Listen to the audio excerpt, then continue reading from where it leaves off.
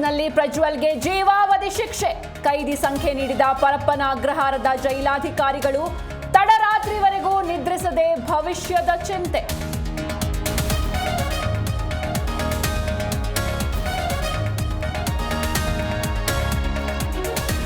Court ಆದೇಶ ದೇವೇಗೌಡರ ಕುಟುಂಬಕ್ಕೆ ಶಾಕ್.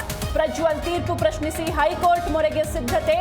ಕಾನೂನು ತಜ್ಞರ ಸಲಹೆಗೆ ಮುಂದಾದ ರೇವಣ್ಣ.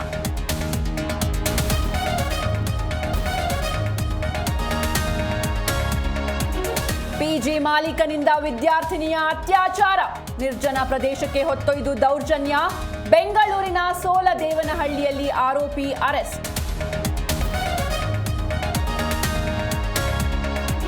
ಬೆಂಗಳೂರಿನ ಮೆಟ್ರೋ ಪ್ರಯಾಣಿಕರಿಗೆ ಗುಡ್ ನ್ಯೂಸ್. ಯೆಲ್ಲೋ ಲೈನ್ ಆರಂಭಕ್ಕೆ ಮುಹೂರ್ತ ನಿಗದಿ. ಆಗಸ್ಟ್ 10ಕ್ಕೆ ಪ್ರಧಾನಿ ಮೋದಿಯಿಂದ ಉದ್ಘಾಟನೆ.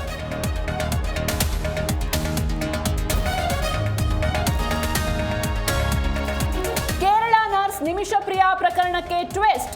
ಯಮೆನ್ ಗಲ್ಲು ಶಿಕ್ಷೆ ರದ್ದಾಗಿಲ್ಲ, ಮುಂದೂಡಿದ್ದಾರೆ. ಕೇಂದ್ರ ವಿದೇಶಾಂಗ ಸಚಿವಾಲಯ ಸ್ಪಷ್ಟನೆ.